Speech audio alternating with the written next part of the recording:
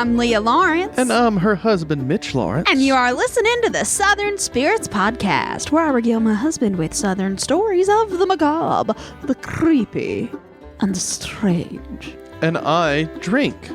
So what are you drinking tonight, Mitchell? In a not-so-showy way. Sorry. Leah, I don't know what that was. It's just going for the gusto. Yeah, you're doing great. Well, our beer tonight is a Watermelon Dragonfruit Burst Session Sour.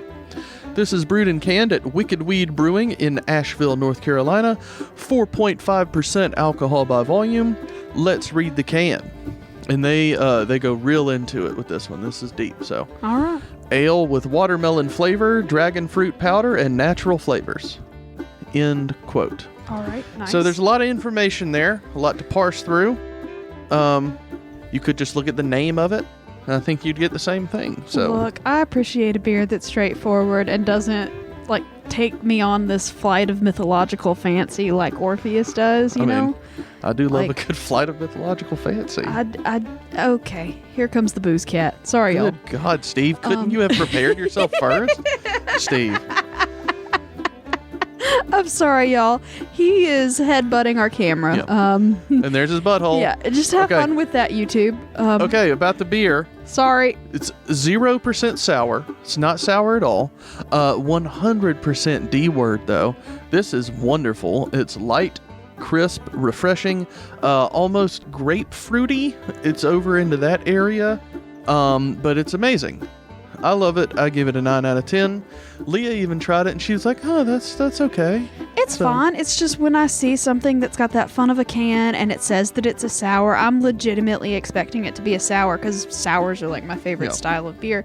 And it's just not sour at all, like at all. Yeah. It's not a sour. Yeah, I also just realized that the cans are going to disappear. These are green with orange and pink writing. So yeah, they're super cute. Yeah. Like it's a really festive can, and it comes in a really festive box. And like I love the packaging. The beer tastes fine, but it's not a sour, and that makes me sad. It's not sour at all, but it's really really good. It's just like a fruity drink. I did go to their website to see if they had anything besides that short thing on the can, and they don't. But this is a Burst series. They have a bunch of different fruity beers that are from this Burst Session Sour type of thing. So they have a lot of them. Actually sour, though. I couldn't tell you. This is the one we got. Yeah. So, I like it, though. I think it's very, very refreshing. I could use with some sour and probably some more alcohol content because it won't really get you drunk either, but it's good, so... All right, our shot in the dark for the night, 99 Black Cherries, produced and bottled by Polynesian Products Company in Louisville, Kentucky, 49.5% alcohol by volume, and it's been on the show before, so if you would like to hear the full review, go to episode 127. Swamp Hags Aggro Crag was the name of that one. It got an 8 out of 10. It's fine. It's not the best 99 product. Bananas is always up there. I haven't had 99 apples, but that one always looks really good to me. It's good. We're going to take some shots of it, and it's quite a few months old. So that episode was back in September of last year. Nice. So a full year. Anyway, that's it for the alcohols, Leah. What would you like to do now? We'll go directly into a sassy Southern saying. Okay. Do it. It's not that sassy, but it is, a saying, so. Oh, before you do that, I do want to say the August Patreon episode is up. We recorded it 2 days ago, and then everything happened. In August. Yeah, in August. By the way. 2 days ago from where we are, which is in September. But anyway, we recorded it in August, and everything happened like it always does every fucking week around here. And it's up now. It's up in September. But to be fair, the reason it wasn't posted the last day of August is because we came home from dinner, No. I was home. You were late. I was making food, and the power went out. I had a therapy appointment that day, and so I came back home expecting, Mitch had made like this amazing dinner for us. It was wonderful. It was so good. And he called. He was like, yeah, the power's out. So we had a candlelit dinner, and we were expecting it to come on pretty quick, and it did not. No. So we were still in the throes of hurricane time. Yeah. like it never got bad here, but it rained all day. That day, I think it was Tuesday, and something happened to I would say a limb or a squirrel. Something took out the transformer on our utility corridor. So people across the street had power, but we did not. I had just turned the eye off on the stove on the Florentine sauce I was making, and like I turned it off, and I came back to my computer to let that sauce simmer a little bit. It was off, but it was still bubbling. And I sat down. When I sat at my computer, the power went out, and then Leah pulled in like a minute later. Yeah. So yeah. Sorry about that. Natural disasters being what they were. We tried. It was a good college try. I mean, like, community college try, but it's fun.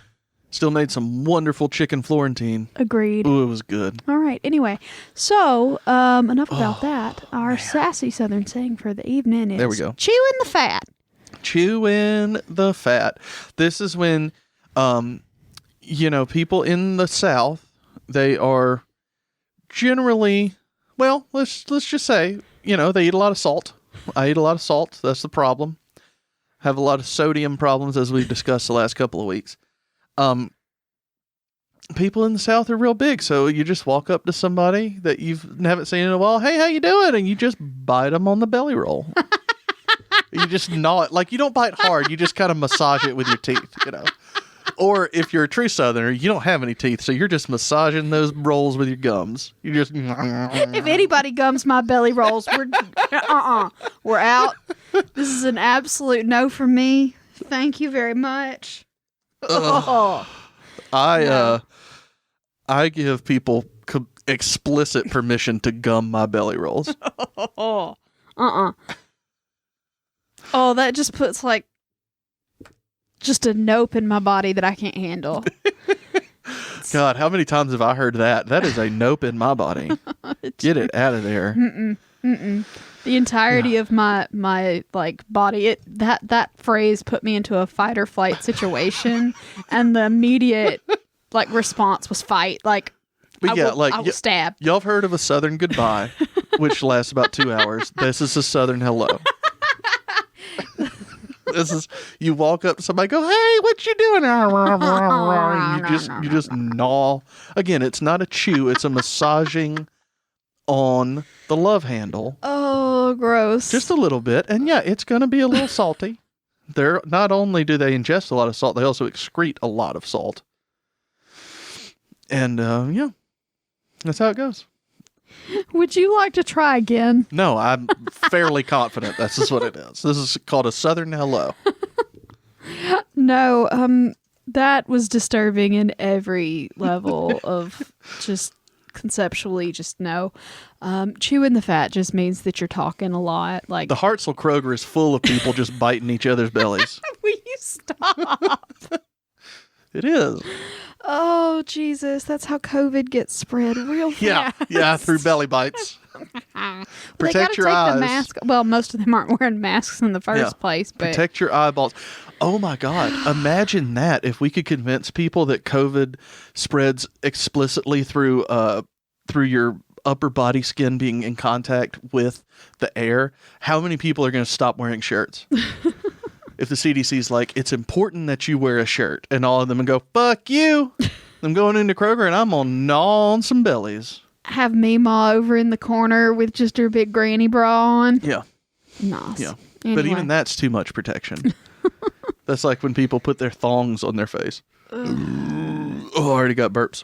Anyway, so no, yeah, chewing the fat just means, having a nice long conversation. Because, if you've ever chewed on the fat of a steak or something like that, it's super chewy and it takes a long time. And it's also the best part. Yeah, I disagree, but fine. It takes a while to get through, and so does a Southern conversation. Because we like to talk and we like to hear ourselves talk, and, That's mostly it.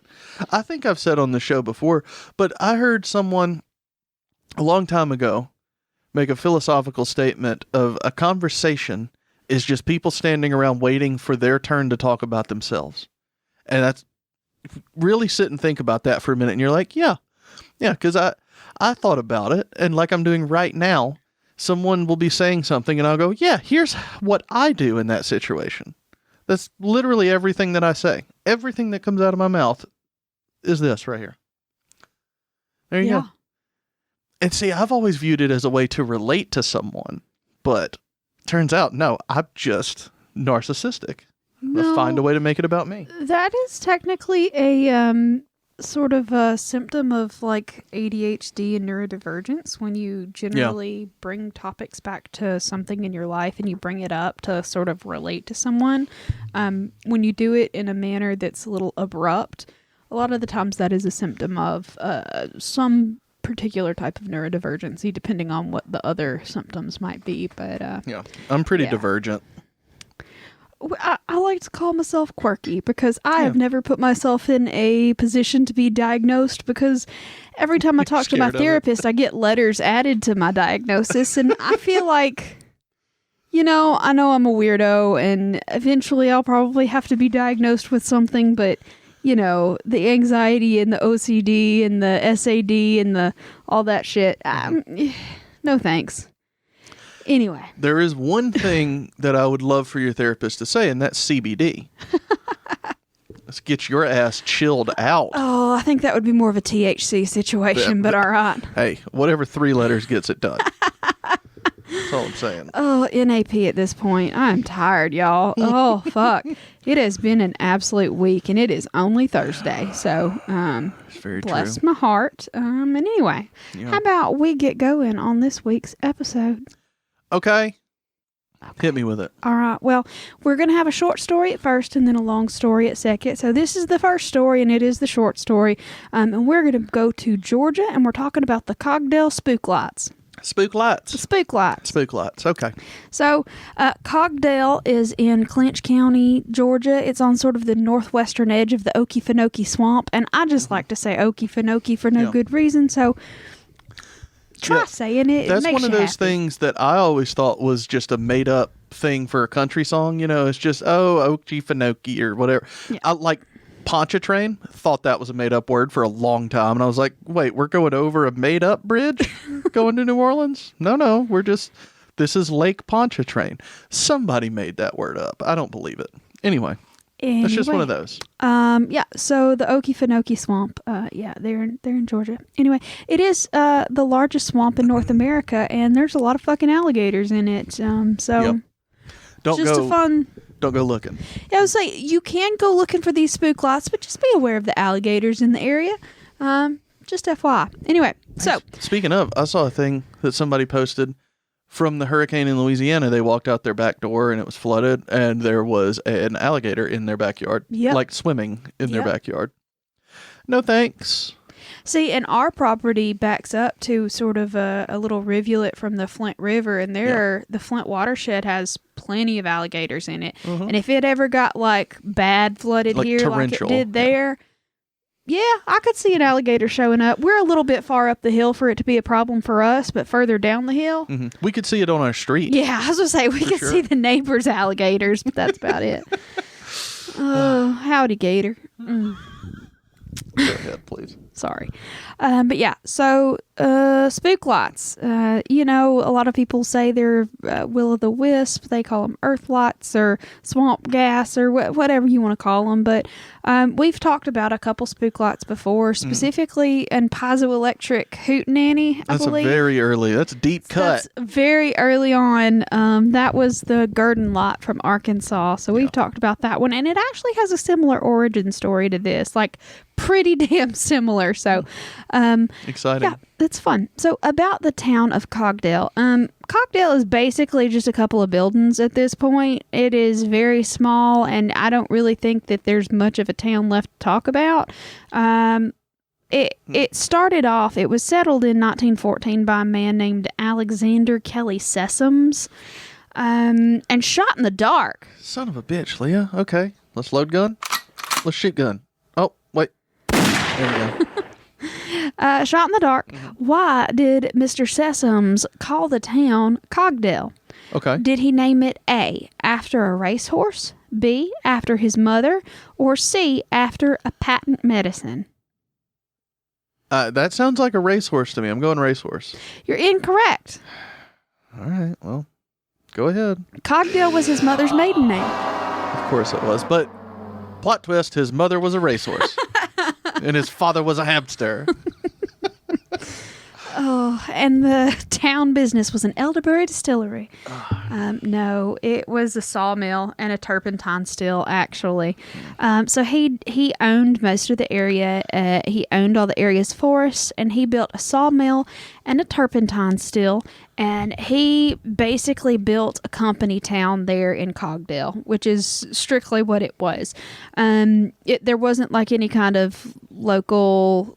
anybody owned anything. It was him. He owned everything, and he brought in people to work, and they worked for him. Period. I think the 99 Black Cherries has gone bad. Okay. Oh no. I think it always tasted bad, but no, that's rubbing alcohol. Well. No. It's 99. What did you expect? Oh, but like there's no flavor. I've got the chills. There's no flavor. All right.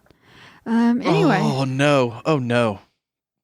So, Cogdale, like I said, was a company town, and the company town obviously has the company store. So they had the company store and post office in one building, and that building is still standing, but obviously it's closed. There's nothing in it really, as far as I could tell. But most of the records aren't, up to date. So something may have happened to it in the last couple of years. But as far as I can tell, it's still standing there in Cogdale. And the employees that worked there at the company, they didn't get paid in cash. It's kind of like those same systems that they had up in West Virginia for coal miners. Mm-hmm. It was the same thing. They would just log in. Store credit. And they had money that they were given that was called Babbitts. Mm-hmm. That was their company currency, and they could only spend it there. They all lived in company housing, and all of the company housing was segregated. So all of the white people lived on the north side of the town. All of the black people lived on the south side of the town, and it was illegal for them to intermix, basically. Oh my God, excuse me. And the railroad track that sort of came in and moved products back and forth, it's really interesting because there was a man there. His name was Kent's Charles Davis, and he was actually a self-taught railway construction engineer kind of dude. Like, he learned on the job, I guess, and became like a really exceptional construction leader in building railroads in the Southeast. And he was a black man, and a lot of the people in the area really fucking hated him because he was a black guy that was doing, quote unquote, a white man's job. So the Ku Klux Klan had it out for him, like, pretty severely. Yeah. But Mr. Sessoms, the guy that owned the whole company and stuff like that, and some of the rich people around there that were making money off of the train tracks that this man was designing and building for them, basically protected them with their money. And they were like, yeah, he's too good for business. You can't lynch this one, like, so it's not like they were being good people. It was just that, like, he was very talented at what he was doing. And actually that guy's kids' names, like, those kids, actually his children ended up being famous, is what I'm trying to say, but I'm having a struggle. Yeah. You're doing great, though. His daughter, O.C. Davis, was an actor, writer, civil rights activist, and actually his brother, I said daughter, I meant son. Anyway, and then the brother was William Conan Davis, and he's actually a food chemist that is really famous because he came up with a formula for instant mashed potatoes. He came up with a shelf-stable potato chip, and he came up with sort of one of the original formulas for soft-serve ice cream. So this guy was like incredibly influential in the American diet. He's the Booker T. Washington of the potato. Yeah, I mean, kinda, yeah. That's what it sounds like. Yeah, it's like he was very, very influential as a food chemist, which I think is just really cool. But anyway, that doesn't have a ton to do with it. I just like, famous people in history. But anyway, today the tracks that sort of led in and out of this town are no longer there. They replaced it when they built the Georgia 122 road. I'm not sure if it's a highway or I think it's a county road. But it runs alongside sort of this dirt road section there's a paved road, but there's sort of an access road that's not paved. It's like a dirt road. And that's where the spook lot's supposed to show up. And that's where the tracks once were. And so the story of how this spook lot came to be was that one of the railroad tracks, like the supply lines that were bringing things in, so they were building tracks, and one of the railroad conductors ends up getting hit and killed by a train.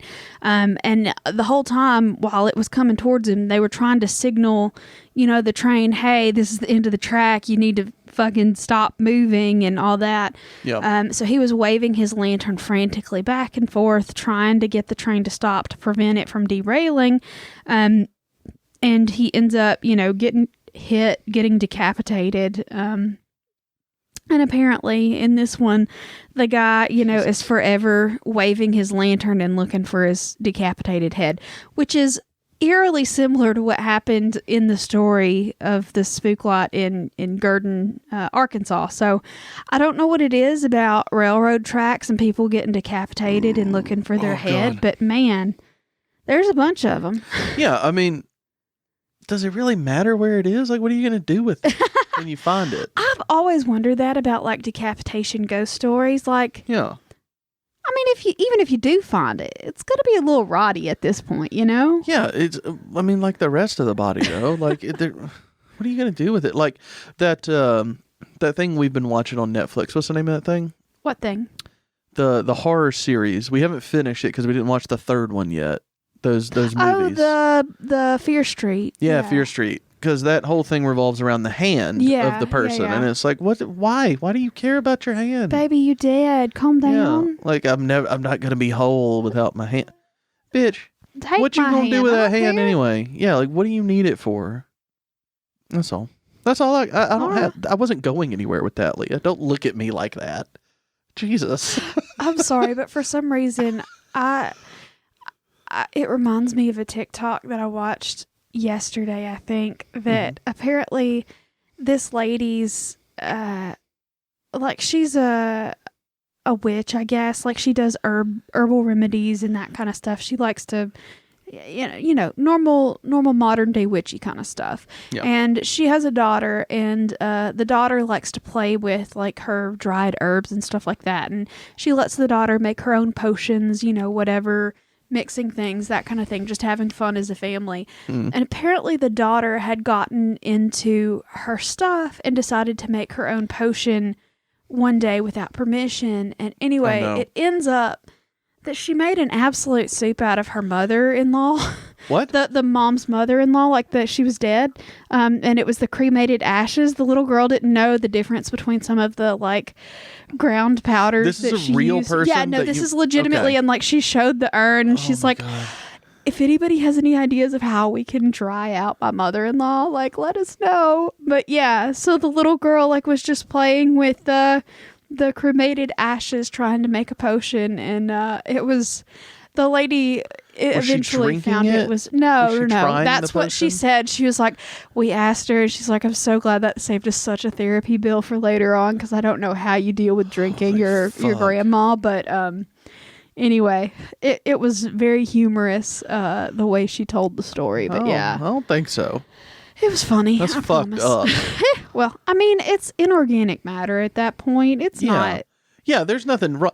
Don't get me wrong. I'm not one of those people. Like, I think that we give far too much credence to, like, the dead, and, like, I hate... Anyway.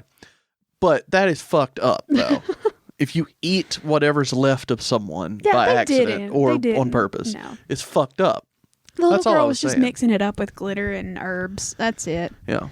But anyway. To clarify my point, I don't understand the quote unquote respect that we show the dead. Like they're dead. Who gives a fuck? When I die, just leave me wherever I am. Like I'm fuck it. Who cares? I don't care about what you do with my body. Just get it away from you so it don't stank. Yeah, I was blow saying, up or something. I've never been super attached to anything like that either. But for some people it's super important, and that's fine. I have no problem with. I have a problem with it. Okay, fine. whatever.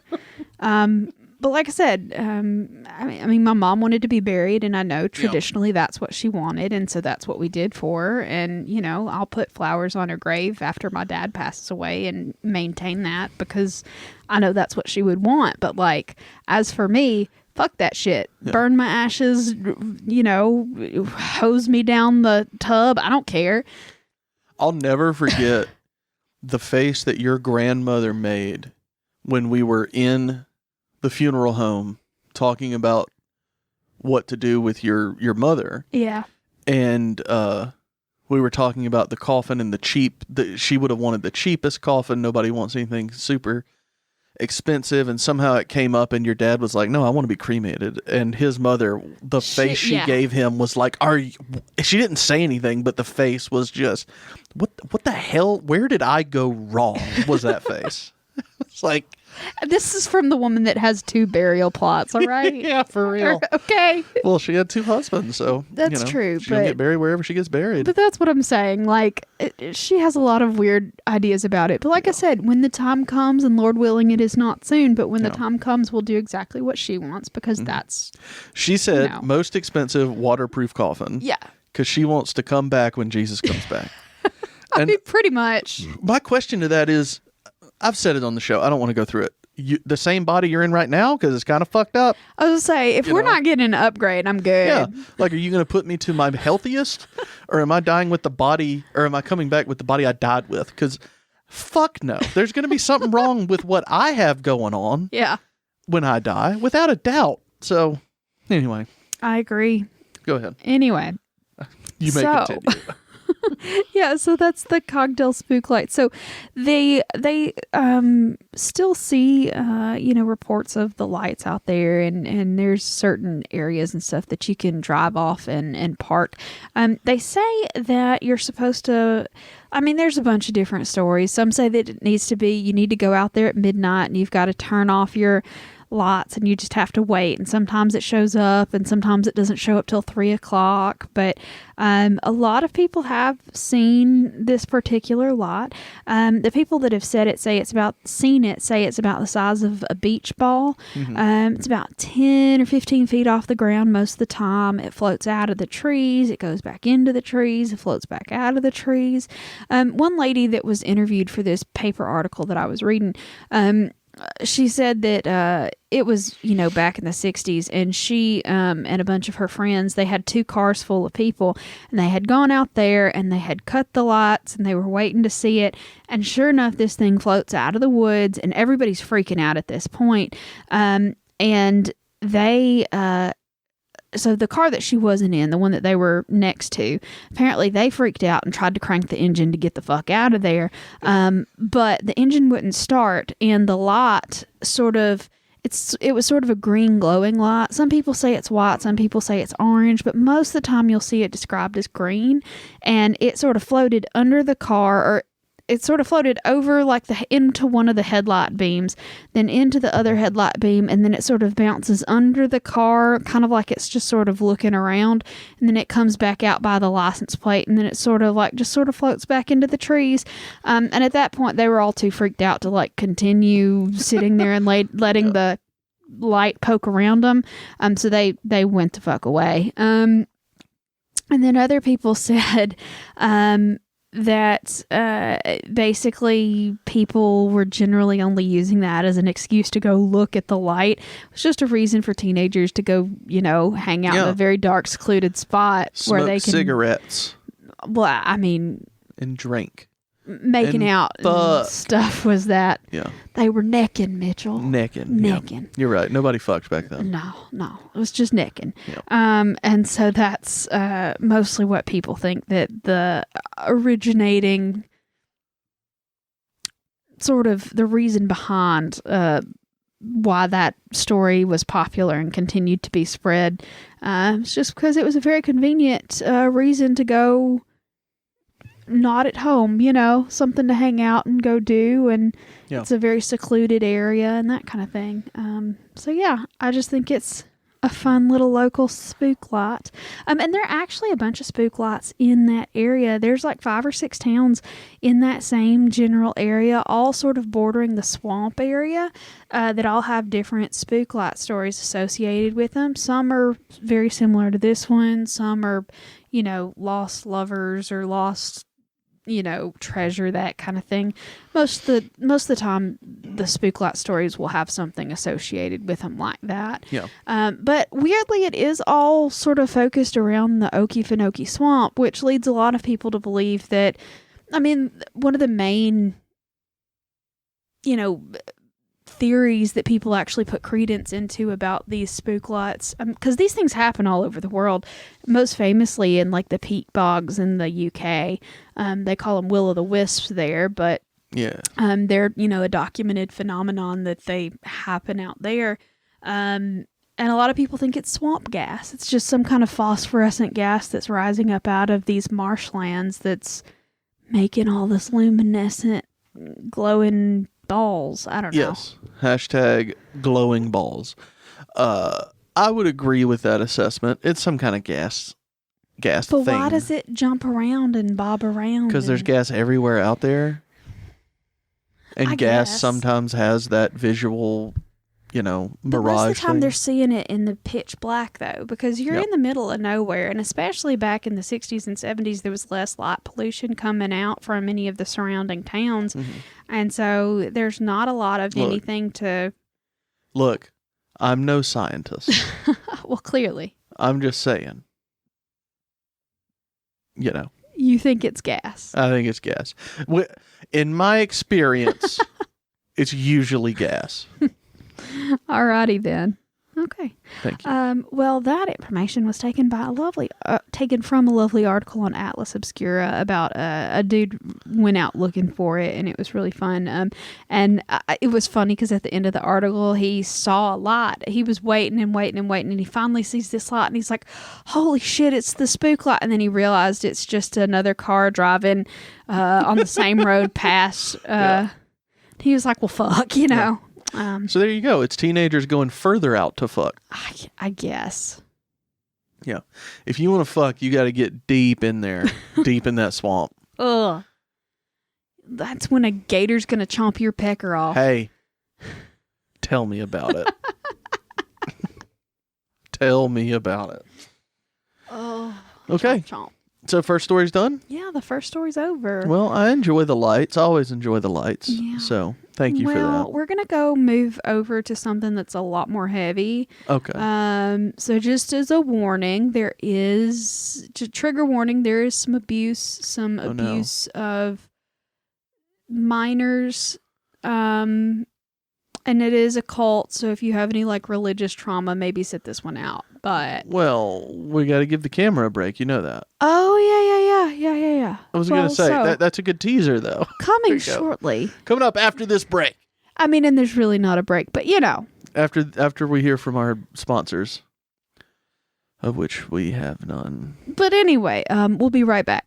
Coming to you from Fat Chompers. After these messages. I don't have a good name for a fat chomping company, but anyway. We're going to take some time and charge the camera. We'll be back shortly. Welcome back, everybody.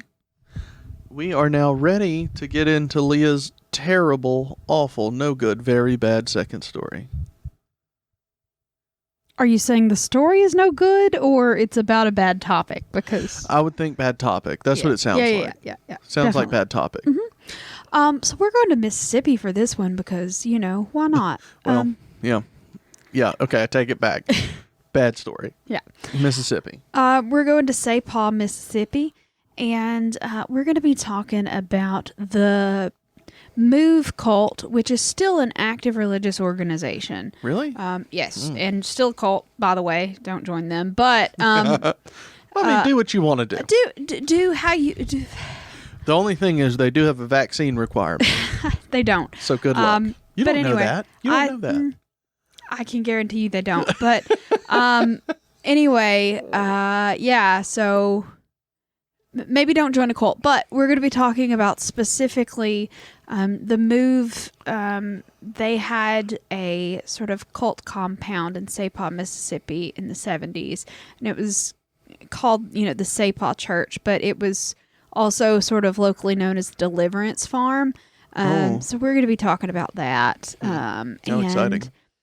It is pretty disturbing. So, I like disturbing. Disturbing makes me happy. Excellent. Yeah. All right. So the man that started the move, his name is Sam Fife. He was born Samuel Fife Jr. In 1926. He was born in Miami to a Samuel Drew Fife Sr. and a Maud Iva Cox. Yes. And he served in the Navy for a while, but then he went on to attend and graduate from the New Orleans Baptist Theological Seminary. Yeah. And y'all, backstory, every preacher that ever preached to me as a child graduated from there as well. So that makes sense why you're so fucked up. Just saying. Yeah. Maybe I have some religious trauma. I don't know. But Sounds like Leah's saying baptism within Christianity is a cult. That's what it sounds like. No, he did actually go on to separate from the Southern Baptist Convention. And well, then I'm saying it. Southern Baptists are absolutely cult members. Go ahead. I'm not saying anything. Anyway. Yeah, I know you're not. There's nothing to say. By the time Mr. Fife had graduated from the New Orleans Baptist Theological Seminary, he had already divorced one wife and married a second. You can't do that if you're Baptist. You can. You're not supposed to, but you can. Well, you can't be a preacher? You can't be a deacon. Oh, okay. So you can do anything you want as long as you're the top rung. It depends on what group of, like, my church was very specific about deacons, and they didn't want anybody that had been divorced to be a deacon, which is why my grandfather never served as one. But a lot of other churches were not nearly as conservative in the rules as my church was. So, I mean, other places it might not be that, but yeah, I mean, there is a prohibition against deacons having been divorced, but I don't know about preachers. But anyway, so this guy ends up back in Miami after he graduates with his seminary degree, and he founds a church called the Miami Revival Center. And at this point in time, he receives a message from God. Yep. And God says he needs to, quote, bring forth a divine order government to govern the world. I thought it was going to be all the young pussy, because that's normally what happens in cults. Weirdly, no. Eventually, This is there. Oddly not a weird sex cult. It's like a weird New World Order under Jesus kind of situation. They believe, so they're sort of an apocalyptic cult. Yeah. So, so what happened was they believed that, basically, well, here, I'll quote from the Mr. Fife himself. He says, "Therefore, we are in God's school of divine government, and God is training us as one many-membered man, teaching us, training us, preparing us to be the government through whom the Spirit of Christ will govern the world."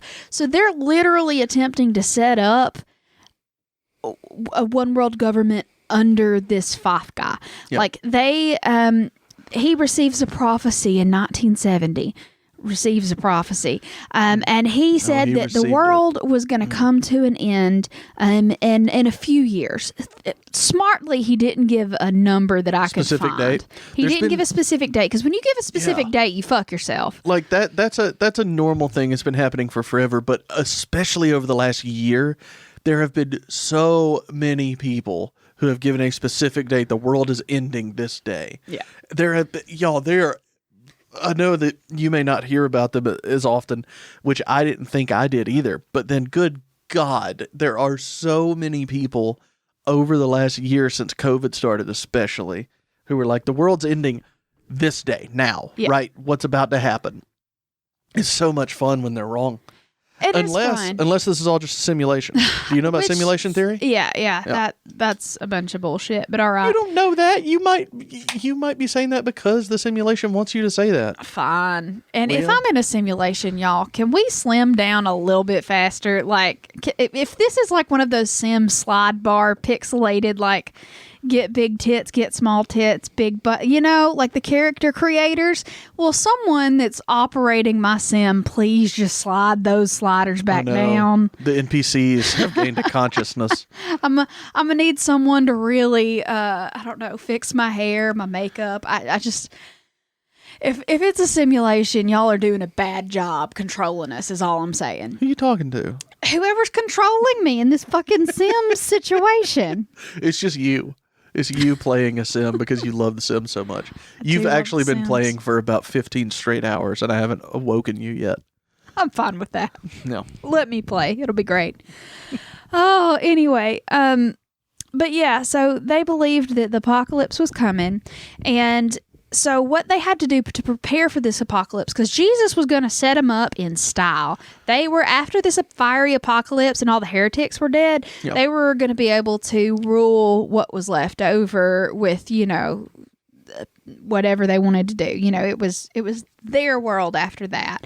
And so he instructed his followers to construct communes all over the world. So, when the civilization, went to fuck, they would be safe, and they would, instate this divine government on earth that Jesus called them to do. Yep. So they built communes all over the United States. They built one in Massachusetts. There was one in Alaska, Texas.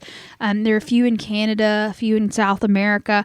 And then they built the Deliverance Camp in St. Paul, Mississippi, because Mississippi, am I right? Yeah. You are. So St. Paul itself was actually founded in the 1880s, and it's a few miles from Eupora, which is a little bit bigger of an area. But anyway, and that's sort of, it was established when the Georgia Pacific Railroad sort of actually brought tracks down through the state. Okay. And just for a fun throwback to our funny southern town names, St. Paul, actually, the lore, according to locals, is St. Paul got its name when a boy asked his father what they were going to name the town, because they were, newly incorporating the town. He said, St. Paul, what are they going to name this? And of course, they picked St. Paul because... I'm so glad we never did that one. That was fucking lame. Yeah, it is lame. Most of the stories about town names are lame, but... Yeah. That's that one, the local lore. But anyway, so they end up getting, so the Fife guy is busy running the international, well, I guess it's international at this point. You got South American cults, and you got some in Canada, and you got a bunch here. So yeah, international cult. So Fife is off busy doing that. So he appoints two people to run this commune camp that they've got going on. And so he hires John Henson and Bambi Henson. Bambi? Bambi. Uh-huh. And they, start running this camp. And the John guy, he said he was led by the Lord and found this property and thought it was just where this church should be. So they started the church there, and they called it the Church at St. Paul. And it was was started in 1971, and they opened it as, quote, a safe haven from people that were suffering from a bunch of different issues, specifically drug and alcohol addiction, people with mental illness, people that had been in and out of jail, people that were just... Also known as people that can be easily manipulated. Easily manipulated people, yeah, that's the best way to put it. A lot of people sent their troubled teens just to get rid of them, Yeah. And they went around. So the Move had a bunch of different tent revivals and stuff, but then they also had their own local churches and communes around the places. And they would hear about, hey, the church has got this place where you can send, your troubled family members, family members that, don't fit in with your family, that black sheep you got, send them on down to Sapah and they'll, fix them up. No problem. You want to hear a funny story about that? Go ahead. In this similar vein, I'm a big Norm Macdonald fan. Leah does not care for Norm Macdonald. No, I think he's awful. He had a show. They eventually made a season of it kind of on Netflix called Norm Macdonald Has a Show. But he had Norm Macdonald on YouTube for a few years, and they would do episodes sparingly. Well, his sidekick on both of those shows was the manager of the Comedy Store in, I believe, Phoenix. May have been L.A. His name is Adam Egget. Younger guy, like maybe a couple years older than me. Maybe a little bit older than that. But Adam Egget, an absolutely true story that they sometimes joked about, was he was a troubled teen, and his parents sent him to one of these reform camps that was like for your troubled teen, and it was a cult. And like they didn't know. They didn't know that. But they sent him, and he was in this cult for like 3 years while he was a teenager. That shit happens, and it still happens. Like that is legitimately like some of these like camps to like... Yeah, this was like the 90s, like the mid-90s. Yeah. I mean, and like I said, to this day, stuff like that still happens. So if you're going to send your kid anywhere, please, Jesus Christ, make sure that they are like licensed professional psychotherapists and not related to any kind of religion whatsoever, because holy shit, that's terrifying. But he was basically forced into this cult by his parents, and like called him a couple times from the camp. He's talked about it. I think I heard all of this from his stint when he was on Joe Rogan at one time. And I don't really listen to Joe Rogan, but when he has somebody interesting like Adam Egget on, I'll listen occasionally. But he was there for a couple of years and told his parents a couple times, hey, this is kind of messed up. And they're like, no, you have problems. Like he was a cutter, I think, he was violent. And they were like, no, you need to stay there and just get reformed. And he was like, no, this is bad. And then eventually somebody got arrested out of there, and they were like, okay, maybe you were right the whole time. Weird. That sounds like a lot like what's about to happen in this story. Maybe this is Adam Egget's story. It's not. But specifically, I'm just back to TikTok because I've been on a TikTok binge this week. I try not to go on there because I like it too much, but that's one of my favorite like subgenres of TikToks to listen to are like cult survivor stories. Yeah. And they're like whole things of just people escaping different cults and religions and stuff like that. And like some of those stories are fucked up. That some of the shit that the people went through to just get out of their, super fundamentalist cults and stuff like that. It's bizarre that shit still happens, but it does. It's everywhere. So if anybody's interested in that kind of stuff, TikTok is a wealth of information. Anyway, TikTok is never a wealth of information. That particular like survivors telling their stories, it's a very interesting way to do it. But anyway, I digress so much. But anyway, so they end up, like I said, opening up this reform camp, quote unquote. But basically, what this entire place was set up to do was to give like evangelical exorcisms.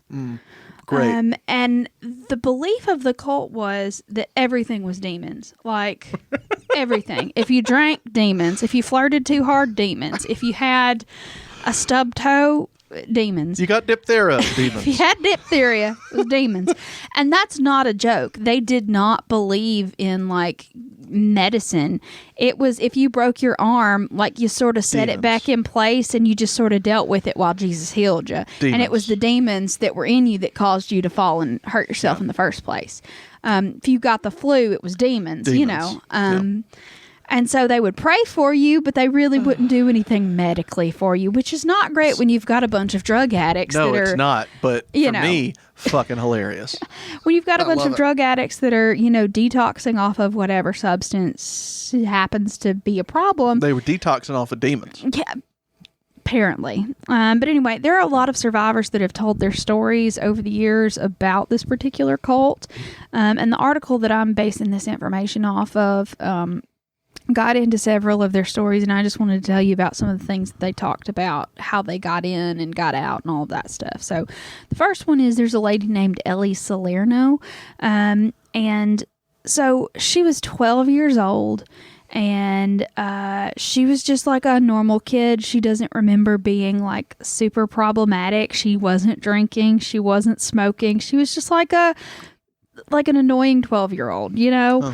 And apparently her mom one day told her, "Oh, we're going to go on a trip." And so they were living in Florida at the time, and they took this trip. And eventually her mom ends up taking her. She said she remembers driving down this old dirt road. And eventually she starts asking her mom, where are we? What are we doing? What's going on? And anyway, she ends up driving her all the way to this commune. And when they finally get there, she's met by 3 men who grab the girl out of the car. And her mom's Christ. just like, "Yeah, you live here now. Okay, bye." Oh my God. Can I Yeah, please, real a quick? 12-year-old. Real quick.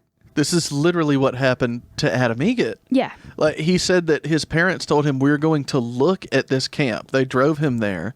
They got there, and I think they took a tour, and then they go, "Okay, bye." And they were like, "What?" He was like, "What?" They said, "Yeah, you're staying here." And then they fucking left him. Yeah. That's literally the same thing that happened. Yeah. It's so fucked up. Mm-hmm. Oh. So she apparently, the mom, like I said, just drove off, left her 12-year-old daughter there. And she said she was absolutely bawling and just absolutely distraught because, of course, she's fucking 12 years old and her mom just left her in the middle of bum fucking Mississippi. Yeah, with 3 guys. With 3 people that she has no idea. And anyway, it's very traumatic, obviously. And so they end up asking her to change clothes because the girls weren't allowed to wear pants. It was a very strict modesty policy. All of the girls had to wear skirts below their knees. You couldn't show any skin of any sort. And they burned all of the clothes that she came with, and they cut her hair off. And she ended up Jesus Christ. spending the next 4 years of her life stuck in that cult at that farm. 4 years. 4 years? And so apparently, according to her, the commune had a schedule. So everybody was woken up at 6 a.m. in the morning. They had breakfast at, quote, the Golden Tabernacle, which was just like a lunch hall. And they had breakfast that they said was usually some kind of wheat cereal, maybe biscuits, maybe once a month. If everybody was doing good, they got an egg, but that's about it. And then they started doing chores. Some people were doing like back-breaking field labor. Some people were caring for animals. Sometimes when they were having like a big meal or something like that, it would be on some of the kids that were living there to butcher the meat. So they were like killing and cleaning chickens and stuff like that. And she remembers that being particularly a task that she was very averse to because obviously. And then, everybody ate dinner again. So 2 meals a day. They ate dinner at night in the Golden Tabernacle while the preachers were preaching at them. And apparently they had lots of Bible studies, and they regularly were given like sort of books of the cult leader, Sam Fife, the main guy, of his teachings. And sometimes he would come in and do preaching services and all of that stuff. Yep. And she said it was basically like a very excited evangelical kind of like over the top kind of service. It was being slain in the spirit and speaking in tongues and preachers screaming and jumping pews. And it was that kind of like firebrand preaching, not like sitting back and being a Baptist, which is very odd because, like I said, all of the preachers that I've ever had graduated from that same place, and they could put anybody to sleep pretty quick. Like, yeah. I don't... Not only that, but they were also... Not they.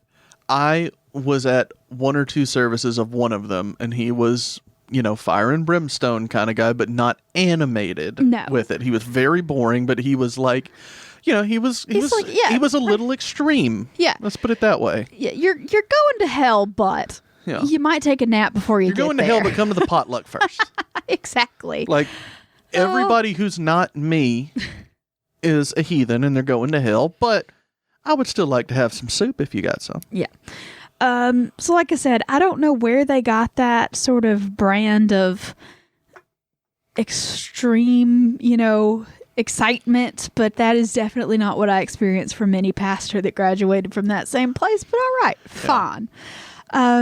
But anyway, so apparently she said that later in the interview, her mom basically had attended a move service in Florida, and then she apparently got the idea that she had just remarried, and the stepfather didn't want to have to deal with a kid, so her mom was like, let's just ship her off to this place. Yeah.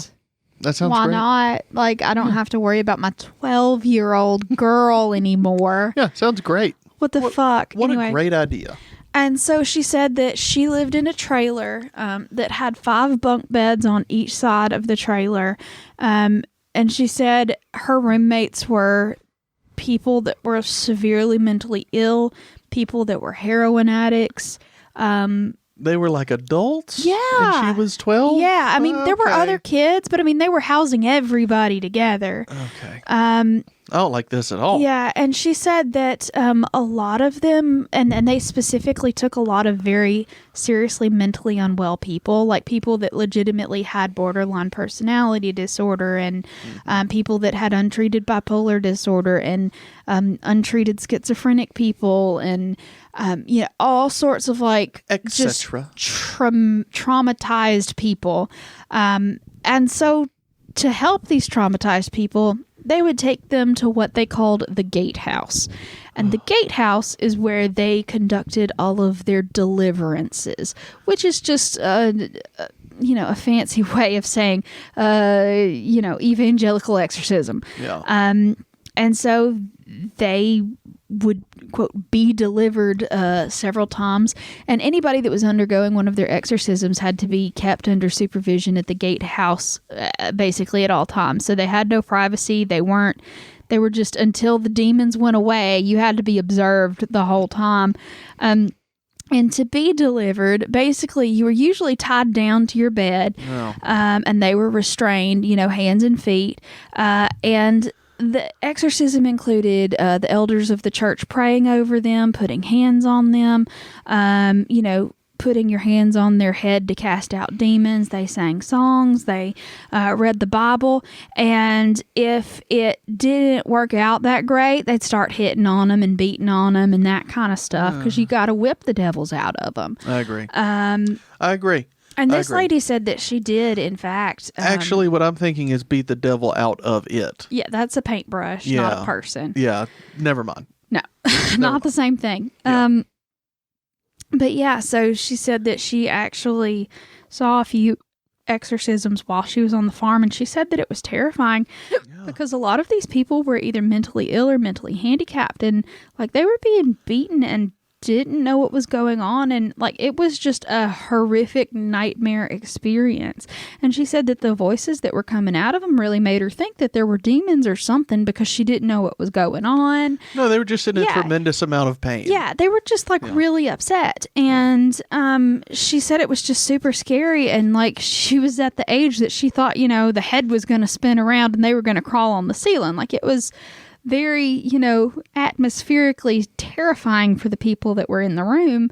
Yep. But it was really just people abusing folks. And part of that, the reason that it got so bad on something like that was that part of Sam Fife's teachings was that you should regularly beat your children. And I do mean that he means that you should beat your children. Yeah, not spank. Not spank, beat them. Yeah. Because he believed that children were born with a beast nature, and to fix it, you had to beat the beast out of them. Preferably, you would get all of the beast out of them before they turned 3 and could start remembering it.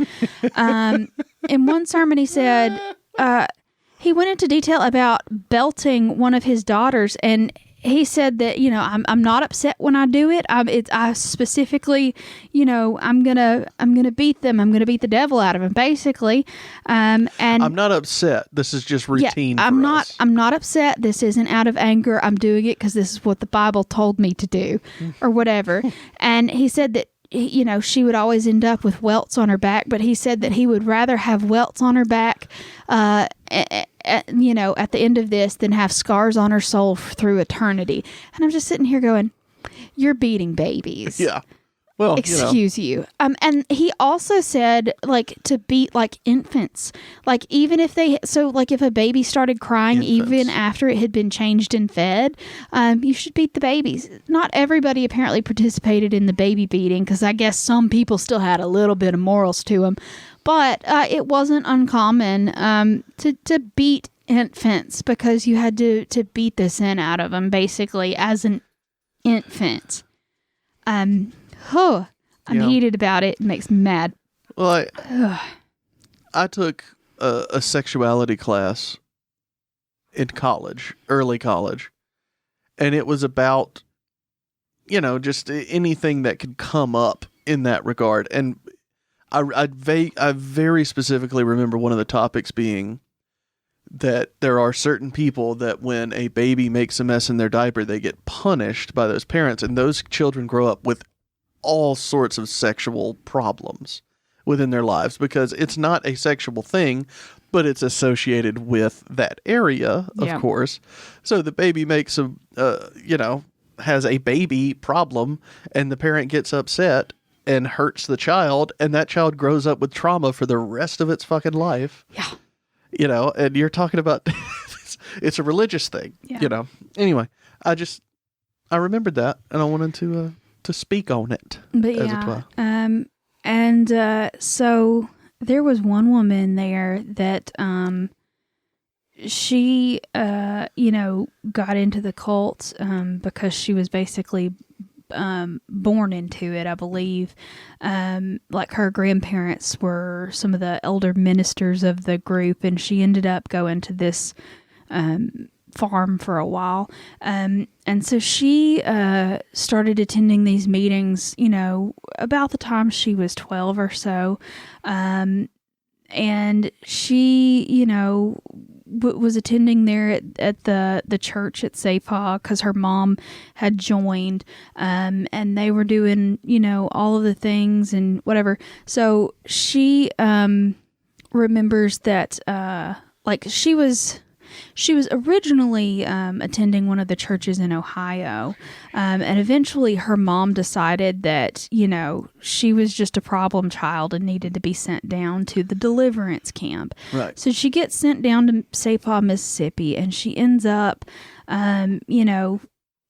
doing the whole thing, and she ends up being the target of an exorcism, and the demons wouldn't leave her because she didn't have demons, and they start beating the demons out with a paddle, and she said she was left with severe blood blisters all over her thighs from the beatings that she got, and she said that they couldn't get them to stop because they kept continuing these beatings and exorcisms. She had too many demons. Yeah, and so she finally decided that she was gonna run away, but her mom found out about it. And anyway, I got mixed up. All of that stuff, all of the beatings were happening in her hometown in Ohio at that home church. Mm-hmm. But she decided to run away from them. She decided to run away from her home and her mother and all of that stuff. I'm getting two girls mixed up. But anyway, she moved she was attempting to run away from her home in Ohio, but her mom caught her going out the window.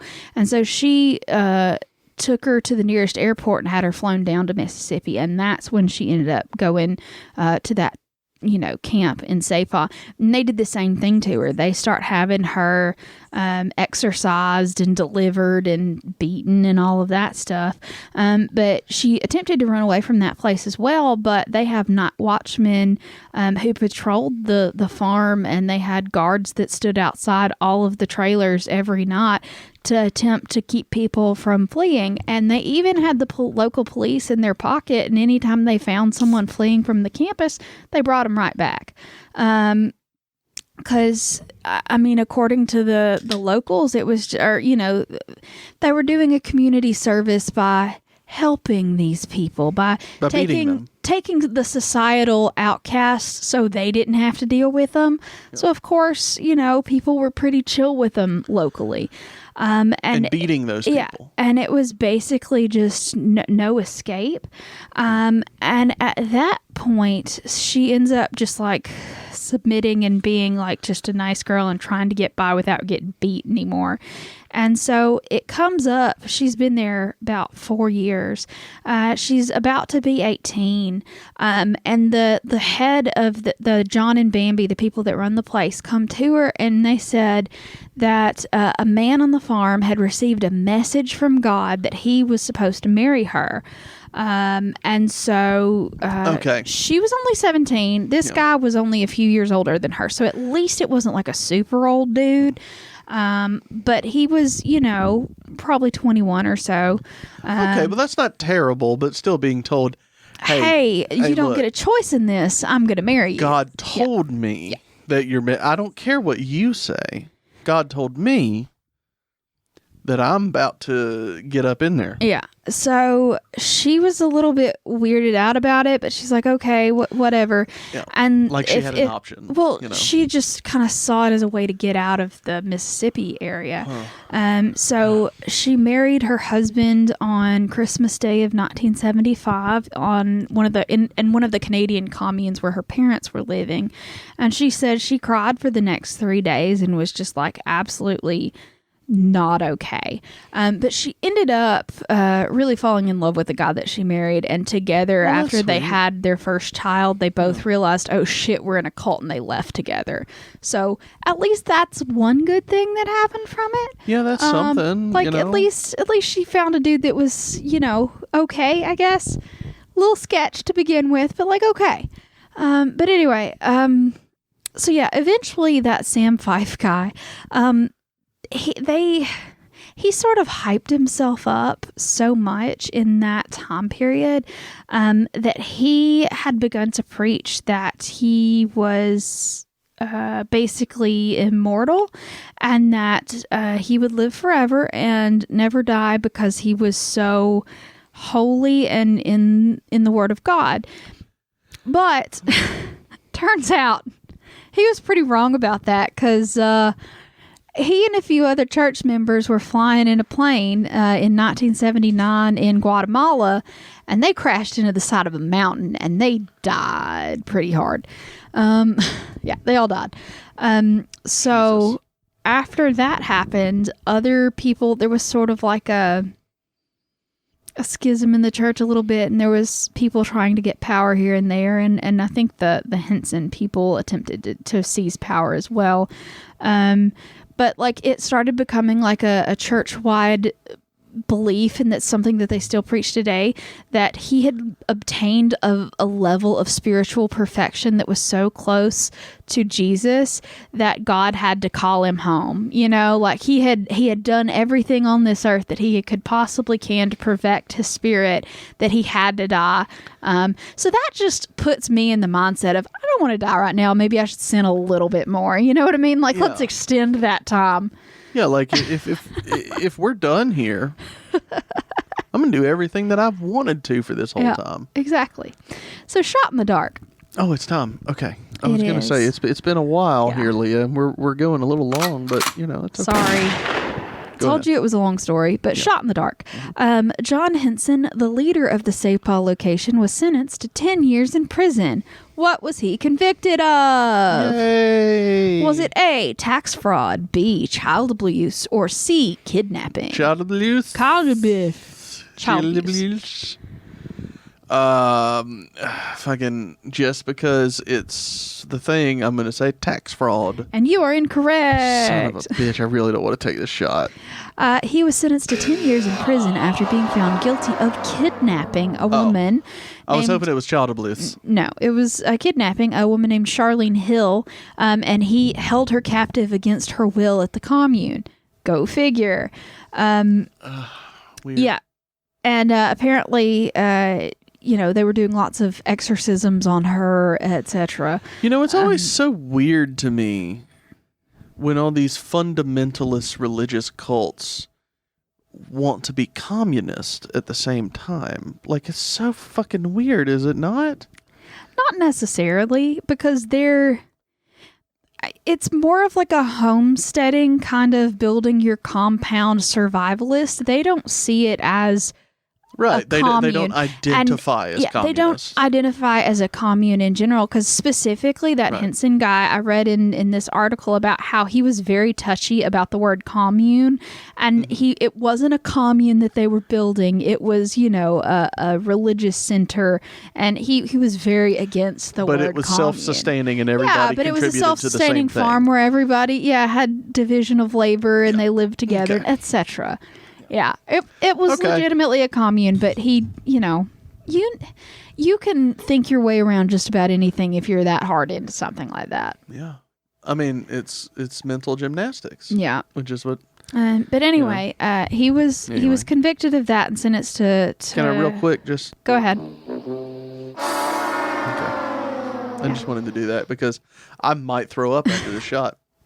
He was sentenced to 10 years in prison, but he only spent a year in prison because the Mississippi Supreme Court overturned his conviction on the grounds of lack of evidence. So that sucks. That wasn't about the story. That was about me struggling. Whoo! Yeah.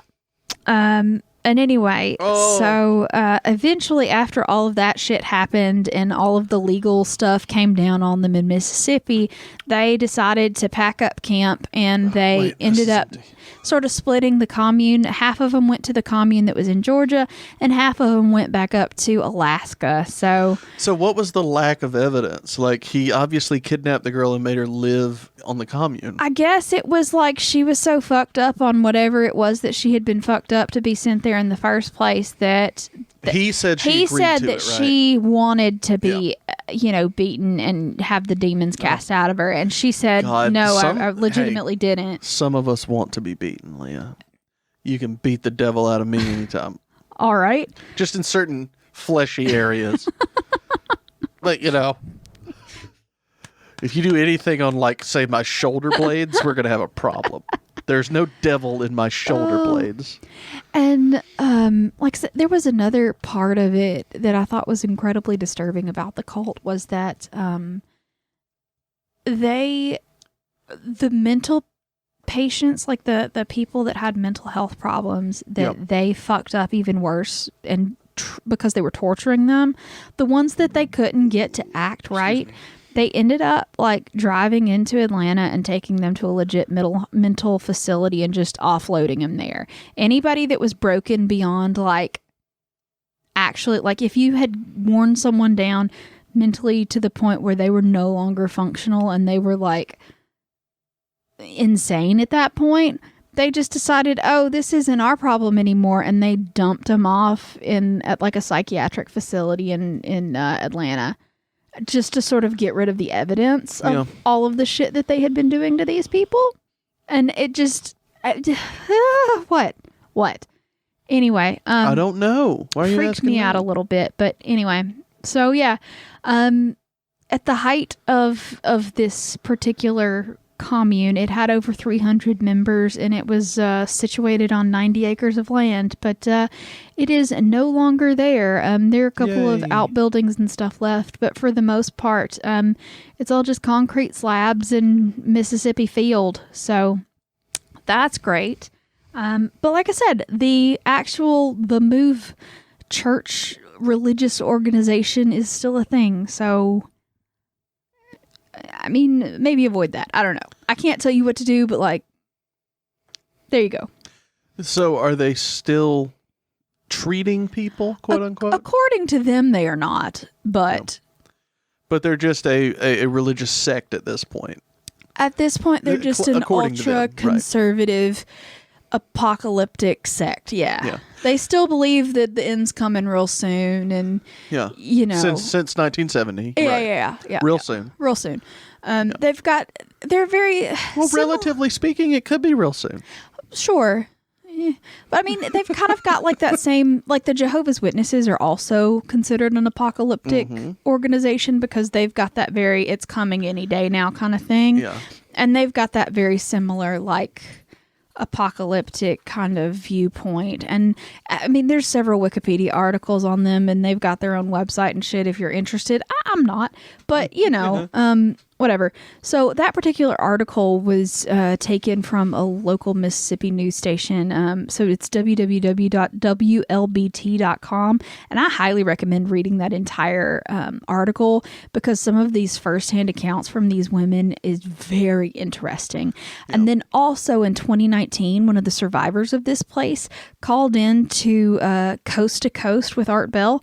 Do you remember that? Yeah. So she called in and actually did, and all of those radio shows are archived on their podcast. Mm-hmm. So if you are interested in that, you can Google it and find that episode number and listen to it. I listened to a few clips of it. It's incredibly interesting to hear someone tell their story about getting out of that kind of situation. So that's available as a resource too if you're interested in the story. So there you go. That was the story of the Sapod Deliverance Barn or whatever. I'm always very interested when people speak about how they left things. Very recently there are quite a few QAnon people who came out and are like, this is what happened and this is how I got in and out. Yeah. And what happened to me. Just for another reference, one of the the granddaughters of Fred Phelps from the Westminster Baptist Church, his daughter took over and is now the face of the church and has been for forever. So one of her daughters left and did a TED Talk about it. That is such a good talk. If it you is. It's like 30 minutes long. I was going to say it's long, but she's also done other speeches and stuff about it. Google her and it's really good. So interesting. It's very good. Yeah, 10 out of 10 would recommend talks about that. And what's so interesting about that is that you can, she doesn't hide anything of that sort of thing. She used to appear with her mother and one of her sisters on the Howard Stern show all the time because they would do this thing called Holly Weird Squares where they would have some of the worst people in the world were basically their Hollywood squares. Like they had a Ku Klux Klan member, they had the Westminster Baptist Church people. And it's awful to see it now, but it's so interesting that all of these people were grouped together at once. And this girl was one of those people. And then 15 years later, she's giving a TED Talk about how awful she was right then. Yeah. At that time.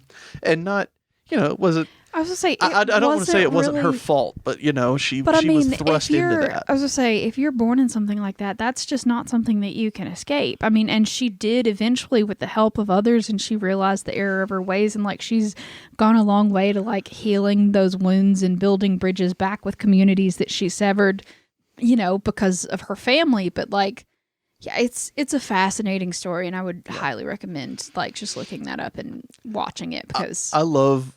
cult people who actively leave. Now, the Adam Egget thing that we were talking about, he was never a willing participant, nor did he necessarily willingly leave. Yeah.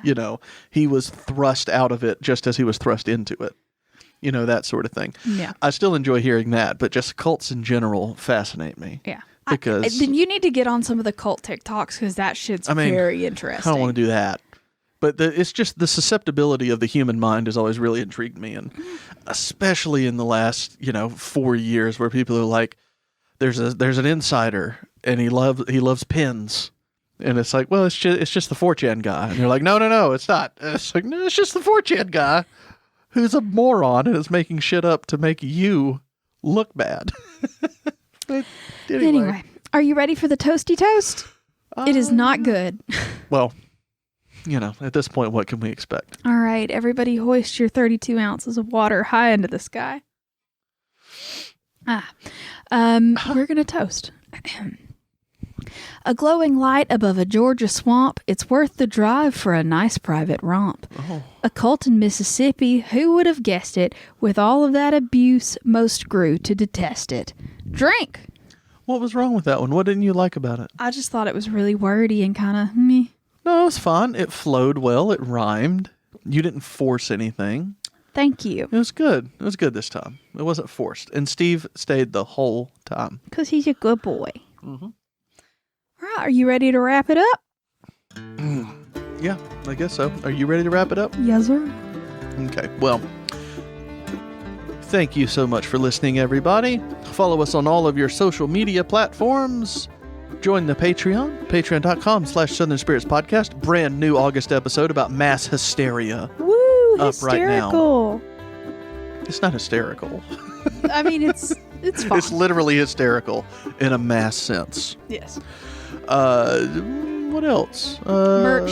Merch, yeah, that's right. The merch link will be in the episode description if anybody wants anything. Also, watch the episode on YouTube. Steve was great this week. He was the star of the show, without a doubt. Always is. And Leah won't stop at this point playing with him.